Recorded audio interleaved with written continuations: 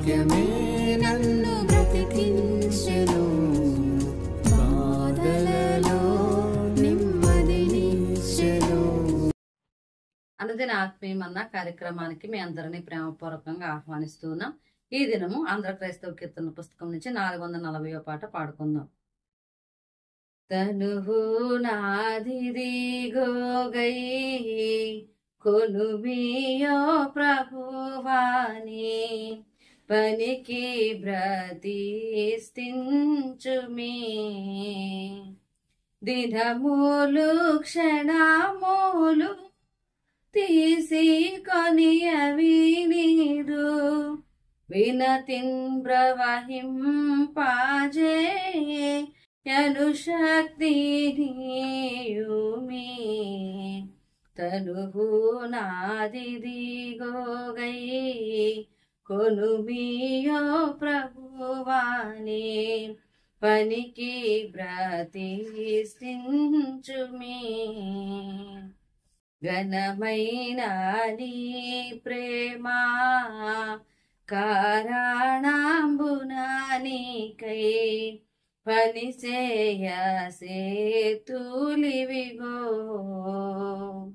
యనయాంబు నీ విషయ మై సొగసుగా జురుకు, ధనముతో బరుగెత్తా వినయ పాదములివిగో.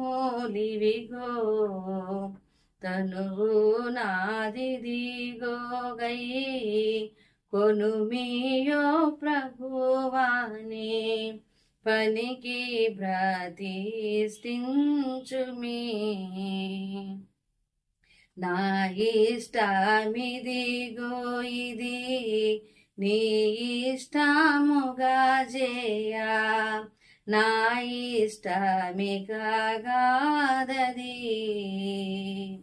నా ఇచ్ఛయున్నట్టి నా హృదయమిదిగోని కేయది రాజా కియా సింహాసనము. తనువు నాదిదిగో గై కొనుమియో ప్రభువాని, పనికి బ్రతిష్ఠించుమి.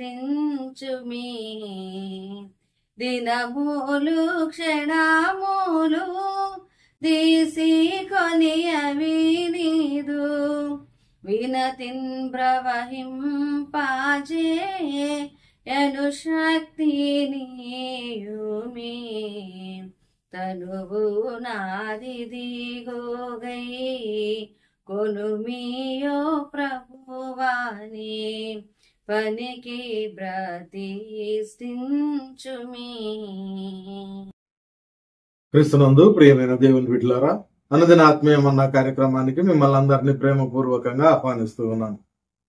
అపోస్తలుల కార్యముల గ్రంథంలో ఉన్న వ్యక్తులను గురించి మనం ధ్యానం చేసుకుంటూ వస్తున్నాం.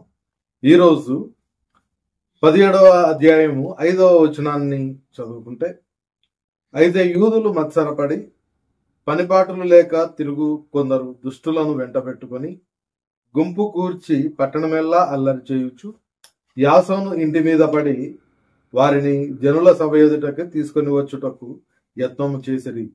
ప్రియమైన దేవుని బిడ్డలారా, ఈరోజు మనము ధ్యానం చేసుకోబోయే వ్యక్తి యాసోను అనే వ్యక్తి. ఈయన ఎవరు అని మనం చూస్తే 17వ అధ్యాయం 1 నుండి మనం చదువుకుంటూ వస్తే, పౌలు శీలలు పరిచర్యలో భాగంగా ఆయా ప్రాంతాలు ప్రయాణిస్తూ వస్తున్న క్రమంలో తెసలోనిక పట్టణానికి వారు చేరుకున్నారు. కాబట్టి ఈయన తెసలోనిక పట్టణంలో ఉన్న ఒక విశ్వాసిగా మనం చూస్తూ ఉన్నాం. అప్పటికే ఆయన యేసుక్రీస్తు ప్రభు వారిని గురించి విని ఉన్నాడు, రక్షణ పొందుకున్నాడు. ఒక విశ్వాసిగా మంచి జీవితాన్ని ఆయన అక్కడ జీవిస్తూ ఉన్నాడు. అయితే ఆ పట్టణంలోనికి వచ్చిన పౌలు శీలలు సునగోగుకు వెళ్ళి యేసే క్రీస్తు అని వాళ్లకు చెప్తూ ఆ పాత నిబంధన లేఖనాల నుండి యేసుక్రీస్తే మెస్సియా అని వాళ్లకు రుజువు చేస్తూ ఉన్నారు. అప్పటికి 3 సబ్బాతు దినాలు గడిచిపోతూ ఉన్నాయి. వారు మాట్లాడిన ప్రతిసారి అనేక మంది క్రీస్తును సొంత రక్షకునిగా అంగీకరిస్తూ ఉన్నారు. అంతేకాకుండా భక్తిపరులకు గ్రీసు దేశస్తులలో చాలా మంది, ఘనత గల స్త్రీలలో అనేకులు కూడా ఒప్పుకొని పౌలు శీలలతో ఏకీభవిస్తూ ఉన్నారు. ఇవన్నీ ఎప్పుడైతే జరుగుతూ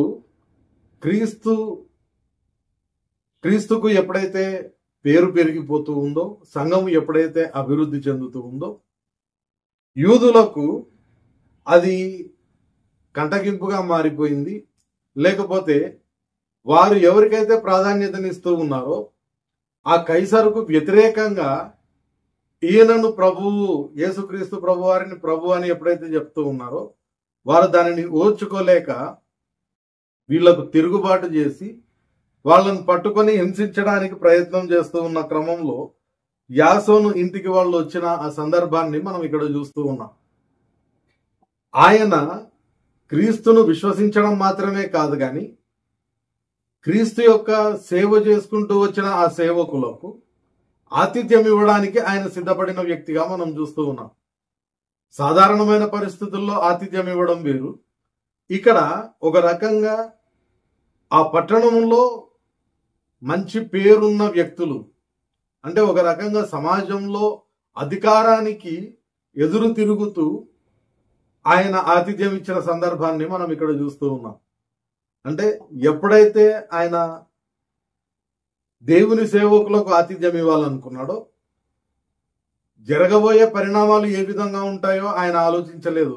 అప్పటికే అవన్నీ వ్యతిరేకంగా ఉన్నాయి. యేసుక్రీస్తు ప్రభు వారిని దేవుడు అని చెప్తూ ఉన్న వాళ్ళనందరినీ కూడా హింసించడానికి ఇక్కడ యూదులు రెడీ అయిపోయి కొంతమంది పనికిమాలిన వాళ్ళను ఒకటిగా చేసుకున్నారనే సత్యాన్ని మనం చదువుకున్నాం.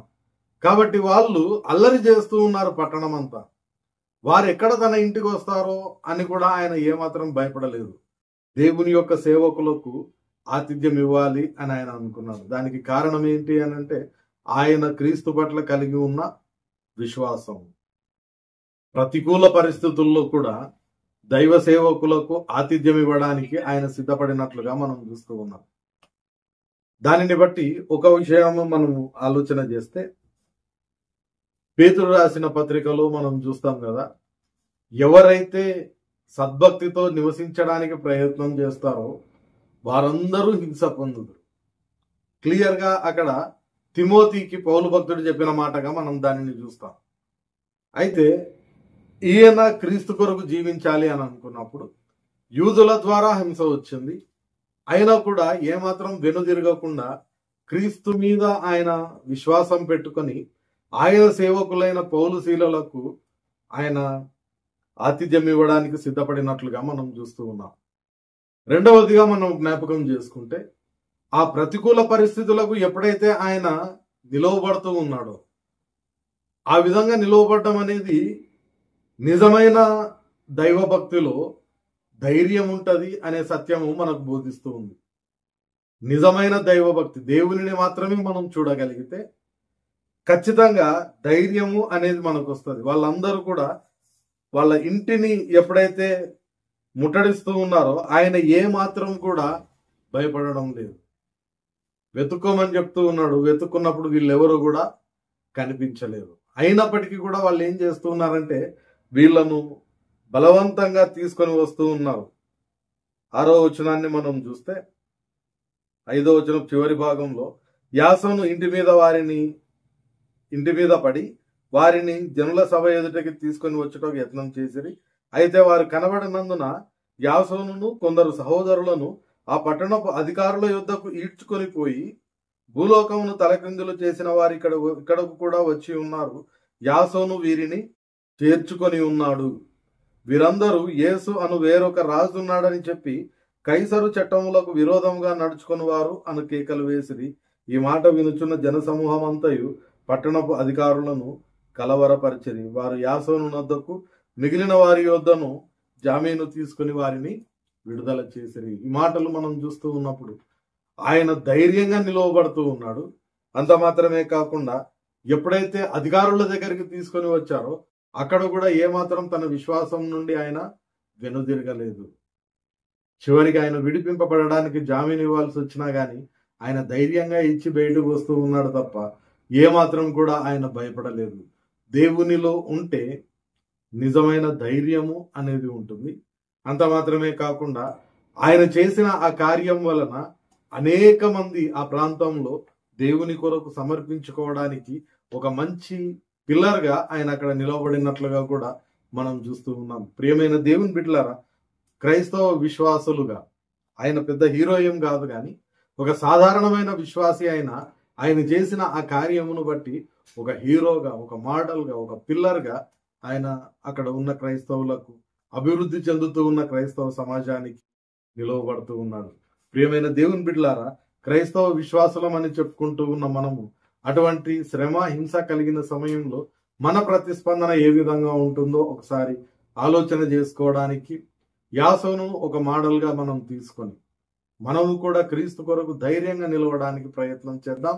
పరిశుద్ధాత్మ దేవుడు సహాయం దయచేయును గాక. ప్రార్థన చేసుకుందాం. పరిశుద్ధుడైన దేవా, ప్రేమ గల మా తండ్రి, నేటి దినాన యాసోను ద్వారా మాతో మాట్లాడిన విధానమును బట్టి నీకు వందనాలు చెల్లించుకుంటూ ఉన్నాం. ప్రతికూల పరిస్థితుల్లో కూడా ఆయన ధైర్యంగా ప్రభువా నీ సేవకులకు తన గృహంలో ఆతిథ్యం ఇచ్చిన వ్యక్తిగా మేము ఆయనను జ్ఞాపకం చేసుకుంటూ ఉన్నాం. ఆయన చూపించిన అట్టి ధైర్యమును బట్టి అనేక మంది క్రైస్తవులకు, అనేక మంది విశ్వాసులకు ప్రభువా ఆయన ఒక మాదిరికరంగా మీరు నిలవబెట్టుకున్న విధానాన్ని బట్టి నీకే వందనాలు చెల్లించుకుంటూ అట్టి రీతి అయిన ధైర్యము, నీ సేవకులకు ఆతిథ్యం ఇచ్చే భాగ్యము, కృప మాకందరికీ కూడా దయచేయమని వేడుకుంటూ వినిన ప్రతి వారి హృదయంలో ఈ వాక్యంను మీరే నాటి భద్రపరిచి ఫలింపజేయమని, నిశ్చితమైతే ప్రభువా మరొక పర్యాయం నీవు మాకు అనుగ్రహించి అనుదినాత్మీయమన్న భుజించే వరకు నీ సన్నిధిని మాకందరికీ తోడుగా ఉంచుమని యేసునామమున ప్రార్థిస్తున్నాం తండ్రి. ఆమేన్. తండ్రి, కుమార, పరిశుద్ధాత్మ త్రియేక దేవుని సకల దీవెనలు సదాకాలం మనకందరికీ తోడయుండి నడిపించును గాక. ఆమేన్.